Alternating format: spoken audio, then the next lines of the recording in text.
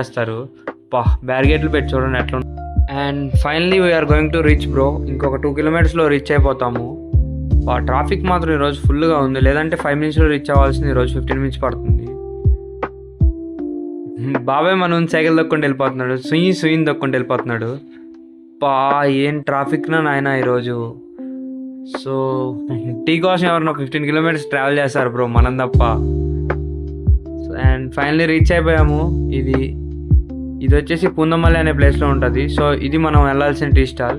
చూడండి గాయస్ ఎంతమంది ఉన్నారు. అన్న టీ అంటే వెళ్ళి టోకెన్ తెచ్చుకో అన్నాడు. సరే కదా అని చెప్పి టోకెన్ తెచ్చుకోవడానికి వెళ్తే టోకెన్ ఎన్నా తమ్మి అన్నాడు. అన్న ఒక టోకెన్ కూడా అన్నా. సరే అని చెప్పి 25 రూపీస్ పే చేస్తే ఒక టోకెన్ ఇచ్చాడు. సీదా టోకెన్ తీసుకెళ్ళి టీ కోసం వెళ్ళాను.